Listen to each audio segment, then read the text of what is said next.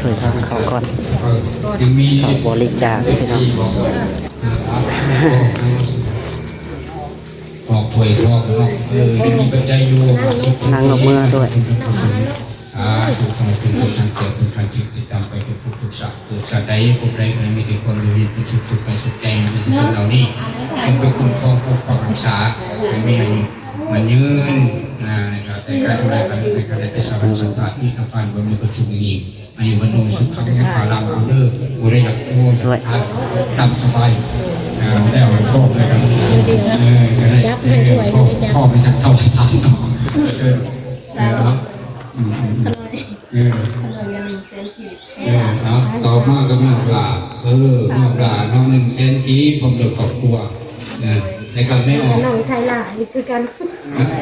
น้องชายหลาเนาะชายหล่า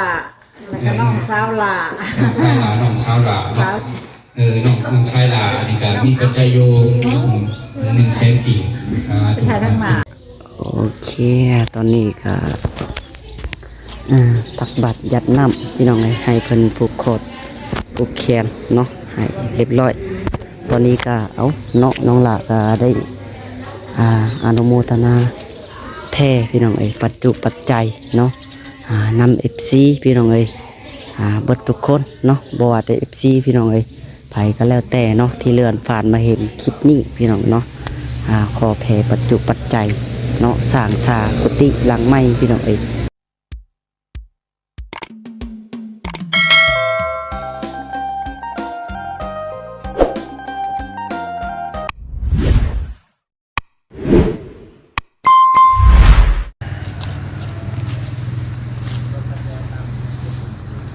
มาเด้อพี่น้องดีนะมาอยู่ที่วัดคือเก่าเนาะมันอยู่ที่วัดบ้านนาธาตุพี่น้องเลยเนาะก็ยังบริเมื่อยพี่น้องเลยมันจะกาดเช้านี้ก็ได้เนาะกาวาสีลงมา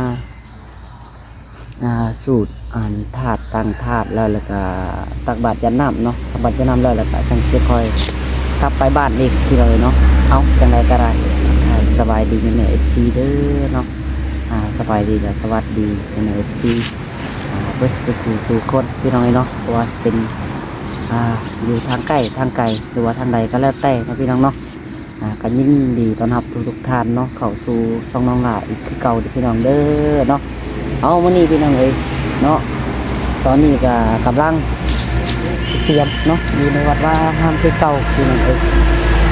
คือทางวัดว่าเป็นกำลังข้างซ่อมแซมซ่อมนี่เยอะพี่น้องกำลังสร้างวัดอีกเนาะกำลังเกาะไปอีกทางพุ่นพี่น้องก็คือทางเพิ่นแต่อยากขอแผ่กับทางน้องลาพี่น้องเนาะเป็นอะไรก็ได้อันนี้ก็ได้ถือโอกาสมาแล้วเดี๋ยวก็สิได้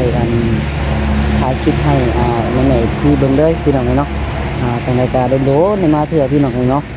นี่ก็เป็นบ้านเกิดได้พี่น้องเนาะบ้านเกิดน้องหลาเองเนาะบ้านเกิดก็คือ ตอนยังน้อยพี่น้องน้องหลาก็อยู่นี่แหละปกติเนาะอยู่บ้านนาธาตุนี่แหละพี่อยู่บ้านนาธาตุก็ใต้กิโลลงมาจากนั้นนึงพี่น้องห่างจากบ้านน้องหลาอยู่ปัจจุบันนี่ก็ไกลเติบนะพี่น้องเนาะประมาณ20 หรือ 30 ลักนะพี่น้อง30 ลักกว่าปลายๆพอแหละพี่น้องถือว่าไกลพอสมควรอยู่ป่ะเดี๋ยววันนี้เดี๋ยวน้องหลาชวนไปเลาะบึงบรรยากาศกันเด้อเนาะมาอยู่กันใหม่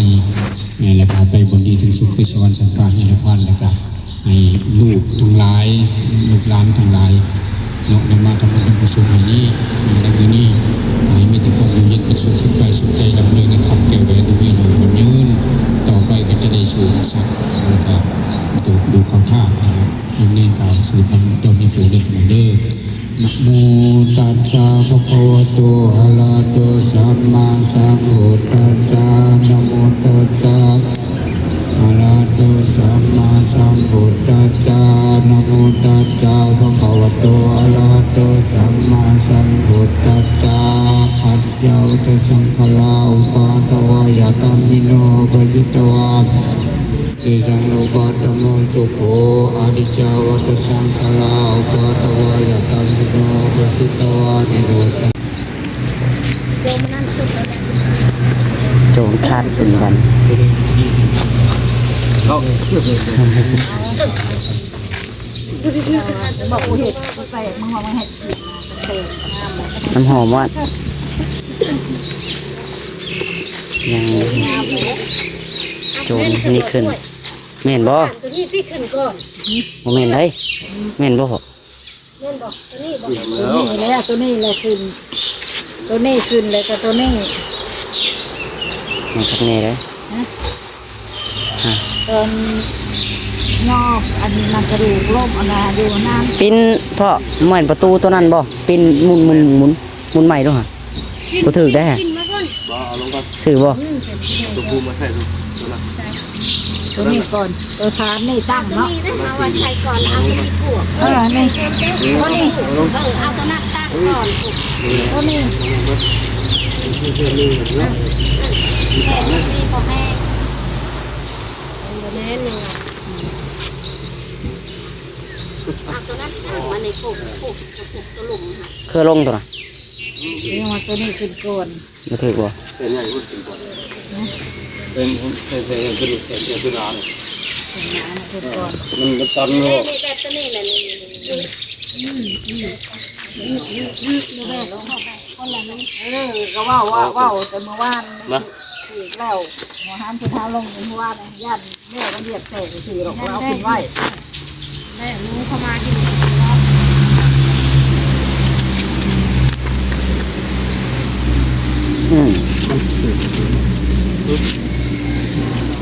ใส่ก่อน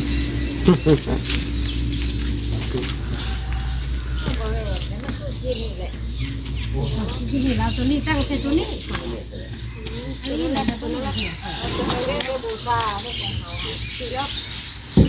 ถึกแล้ว มันเลยเจาะมันบ่ได้มานี่ถ้าขึ้นไปนั่นขาตัวนี้บ่ได้ บ่ไรโอ้ย นะ เอามาเล่นตัวนั้นก็เจาะกระดูกเจาะตัวนั้นได้ค่ะเดี๋ยวเขา มันคนละโมด มาช่วย มันคนละอันกันแล้วว่าเนาะแบบนี้แหละนั่นแหละ ใช่แล้วเอาตัวนี้โคตร เออ ตัวนั้นโคตรลงอีก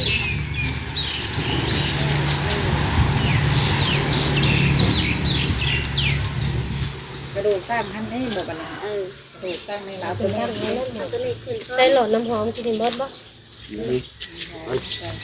เบิ่งตรงๆก่อนเด้อ แล้วจะเอาสีมาเก็บใหม่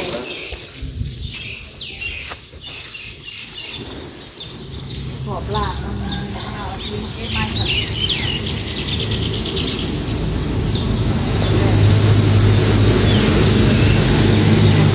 ถึงแล้วเอาตัวนี้ขึ้นก้อนเอาขึ้นรถเลยแก้วนั่นลง เอาบอกก่อนนั่นเนี่ย กันกระย่องเพิ่นได้อันนี้ค่ะ เข้าใจแล้วถือว่า เอาตัวนั้นขึ้นก้อน ภาพ เอาตัวนี้ขึ้น เอาว่า ยังมีความว่า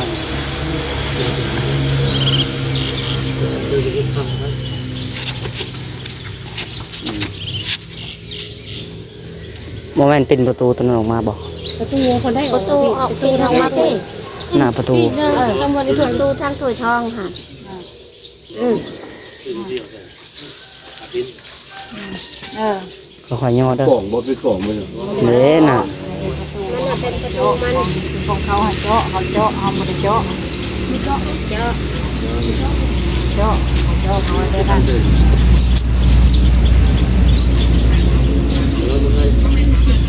เอาขึ้นไหม หมดแล้วเอามาใช่หรือ เอาขึ้นใช้กันเอาขึ้นเลย เอาจุ่มเอานี่ให้ทำกระย่องให้เพิ่น เอาแพ้หันเอาที่ตัวห้องนั่นหัน ติดใจติดเขาทั้งแม่กับพี่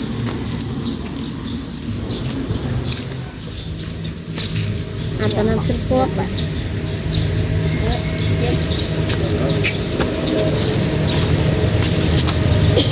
เช็ค วันนี้ไม่รู้แล้วก็เราเทใส่ไปสูงเลยเนาะ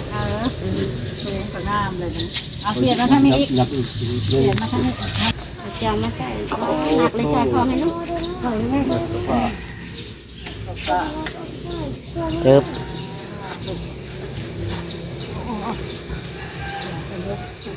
อันนี้ยังกระโชกระบาดเนี่ยเลือดใหม่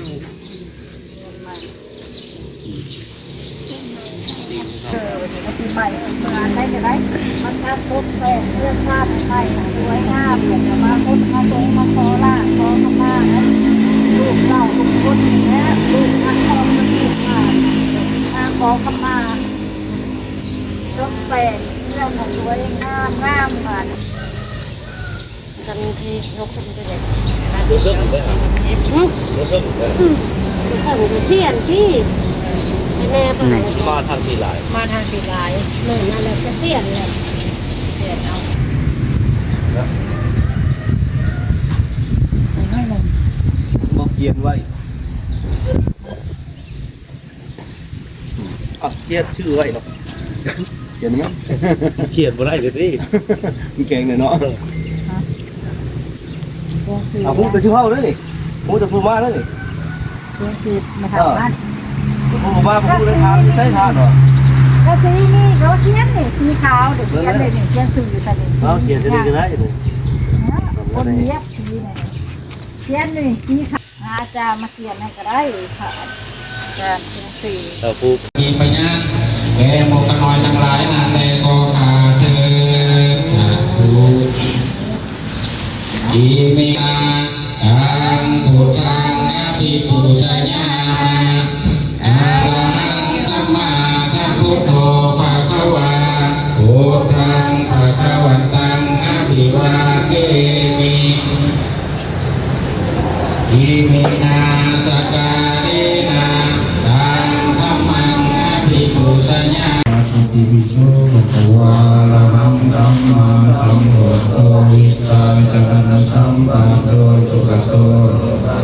วาโนทาโรปุริสาธรรมจารติสัจจาวัตสังโฆญาณปฏิปันโนภะคะวะโตสาวกสังฆสามีติปฏิปันโนภะคะวะโตสาวกสังฆ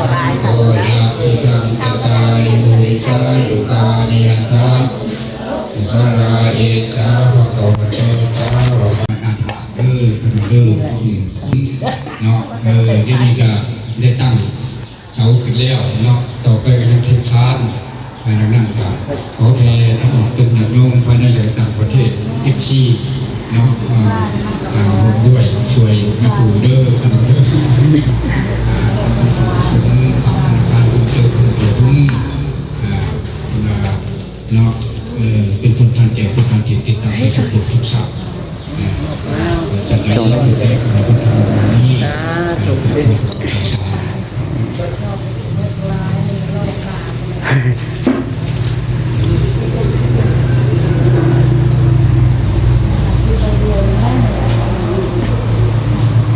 เพิ่นแพนี่พี่น้องที่เป็นกำลังสร้างไม่นี่ภายในวัด มันเป็นคนทางเกี่ยวคนทางจิตติดตามไปสู่ทุกชาติเกิดแสดงฝึกได้ใครมีแต่ความมีเกียรติสุขไปสุขใจยอมเงินทำเกวียนในมีเงินแต่กายทำลายขันไปกระดาษไปสวรรค์สัมผัสจะผ่านวันนี้ก็สุขนิ่งอายุวันโนสุขังตาลังเอาวันนี้ก็ไป ถอยทางเขาก่อน ยังมี เขาบริจาคพี่น้อง ออกถวยทองเนาะยังมีปัจจัยอยู่ นั่งลงมือด้วย ทุกคนเป็นคนทางเกียรติทางจิตติดตามไปทุกชาติเกิดชาติใดพบใดก็มีแต่ความรู้ที่สุขไปสุขใจในสิ่งเหล่านี้จึงเป็นคุณครองปกปักรักษาไม่มีอายุมันยืนนะครับแต่การทำลายการเป็นการได้สร้างสัมผัสที่ทำการบนมีความสุขนี้อายุวันโนสุขังสุขาลังเอาเลิกบุรีรัมย์โง่จะทานตามสบายแล้วครอบเลยครับครอบไปจากเท่าไหร่ทางต่อต่อมาก็นอกลานอกลาน้องหนึ่งเซนที่ผมเดือดครอบครัวในการไม่ออก น้องชายหลานนี่คือกัน น้องชายหลานเนาะใส่ลาแล้วก็น้องสาวลา น้องชายหลานน้องสาวหลานน้องชายหลานนี่ก็มีปัจจัยโย1 แสนกีบชาถูกการติดตามไปทุกๆศาสตร์ความมีความสุขขอให้คุณผู้ชมเหล่านี้จะปกป้องปกปักรักษาไปอยู่ใช้ถูกได้สักใดมีคนใดคนมีแต่ความมีความสุขกายสุขใจอายุวันโนสุขังภาลังสาธุ มีปัจจัยโย50 นาที ถ่ายตั้งนะ ครับ ถ่ายทางตั้งเอาคลิปสั่นคลิปเรียวเดี๋ยวก่อนถ่ายอันนี้แล้วก็ถวายได้ โอ้แล้วก็ตัวมีปัจจัยโย200 บาท ทางหนึงก็เพิ่นแผ่เนาะแผ่ปัจจัยเพิ่นสร้างมัน มีปัจจัยโย50 นาทีสาธุปัจจัย สร้างออกมาอีกเนาะสร้างกุฏิ มี สร้างกุฏิเนาะ ปัจจัยโย1เศรษฐีสาธุ เพิ่นกำลังสร้างศาลตอนนี้ เกิดสัตว์ใดถูกใจมีแต่ความมีความสุขจับนะโมตัสสะภะคะวะโตอะระหะโตสัมมาสัมพุทธัสสะนะโมตัสสะภะคะวะโต โอเคตอนนี้ก็ตักบัตรยัดน้ำพี่น้องให้เพิ่นผูกโคดผูกแขนเนาะให้เรียบร้อยตอนนี้ก็เอาเนาะน้องหลาก็ได้อนุโมทนา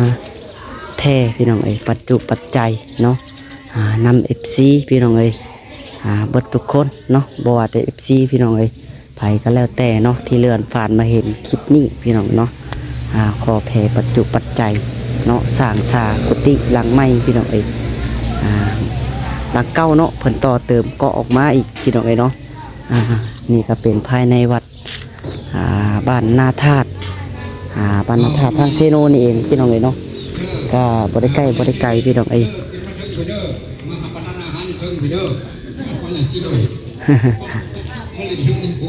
เอาจังไดก็พอแผ่ปัจจัยนะ FC เบิดทุกคนได้เด้อเนาะถ้าว่ามาเองก็ยังดีพี่น้องเอ้ยมาทำบุญนำกันเนาะแผ่ปัจจุปัจจัยคนละ10,000 20,000เนาะสิ่งใดก็ได้แต่พี่น้องได้บุญนำกันเบิดเนาะน้องหลาก็ขอแผ่นำ FC หลายๆเนาะ